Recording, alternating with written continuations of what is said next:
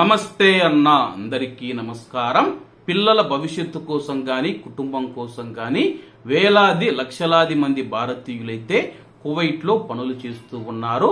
ఎందుకంటే కువైట్ లో పని చేయడం వల్ల తమ యొక్క కుటుంబ సభ్యులు మేము కష్టం పడినా సరే మా యొక్క పిల్లలు కష్టపడకూడదని చెప్పేసి చాలా మంది తల్లిదండ్రులు కువైట్ లో పని చేస్తూ ఉన్నారు. ఎందుకంటే ఒక మగవాడు కష్టపడడం వల్ల కుటుంబ సమస్యలు తీరవని చెప్పేసి చాలా మంది ఆడవాళ్ళు ఎవరైతే ఉన్నారో తమ యొక్క భర్తల కోసం కువైట్ కు వెళుతూ అలాగే యొక్క పిల్లల తల్లిదండ్రులు ఎక్కువ మంది కువైట్ లో పనిచేస్తూ తమ యొక్క పిల్లలను చదివించుకుంటూ వాళ్ళ యొక్క భవిష్యత్తు కోసం కష్టపడుతూ ఉన్నారు.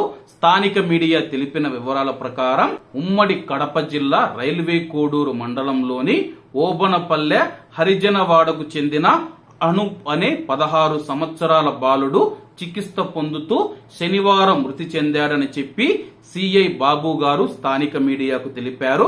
మృతుని యొక్క తల్లిదండ్రులు కువైట్ లో ఉండడంతో తన యొక్క అమ్మమ్మ వద్ద ఉంటూ జీవిస్తూ ఉన్నాడు.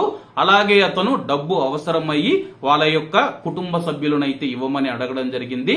నాకు అవసరం వచ్చింది డబ్బులు ఇవ్వమని చెప్పేసి, అలాగే ఇంట్లో కుటుంబ సభ్యులు డబ్బు ఇవ్వలేదని చెప్పేసి ఈ నెల 4న గడ్డి మందు తాగి ఆత్మహత్యా యత్నం చేసినట్లు సిఐ గారు పేర్కొన్నారు. కుటుంబ సభ్యులు హుటాహుటిన తిరుపతికి తీసుకువెళ్లగా అక్కడ చికిత్స పొందుతూ మరణించినట్లుగా సిఐ గారు స్థానిక మీడియాకు వివరించారు. అలాగే అతనికి ఆ యొక్క బాలుడికి ఎటువంటి అవసరం వచ్చిందో తెలియదు కానీ కుటుంబ సభ్యులు డబ్బులు ఎందుకు ఇవ్వమన్నారో కానీ తెలియదు కానీ సిఐ గారు తెలిపిన వివరాల ప్రకారం ఈ యొక్క విషయాన్ని అయితే వెల్లడించడం జరిగింది. అలాగే ఆ యొక్క పిల్లవాడి భవిష్యత్తు కోసం మనం చూసుకుంటే తల్లిదండ్రులు కువైట్ లో కష్టపడుతూ ఉన్నారు. చిన్న చిన్న అవసరాల కోసం చిన్న చిన్న సమస్యలకు ఇలా పిల్లలు ఆత్మహత్య చేసుకుని చనిపోవడంతో ఆ యొక్క తల్లిదండ్రులు ఎంత శోకంలో మునిగిపోయి ఉంటారో తెలిసి ఉంటుంది. కాబట్టి కువైట్ లో ఉన్న తల్లిదండ్రులు ఎవరైతే ఉన్నారో కువైట్ లో మీరు పడుతూ ఉన్న కష్టాలు ఏవైతే ఉన్నాయో అప్పుడప్పుడు మీరు ఇంటికి ఫోన్ చేసినప్పుడు మీ యొక్క పిల్లలకు ఫోన్ చేసి మంచిగానే చెప్పండి, మీకోసం మేము ఇలా కష్టపడుతూ ఉన్నాము, బాగా చదువుకొని మంచి మార్గంలో నడచమని చెప్పండి.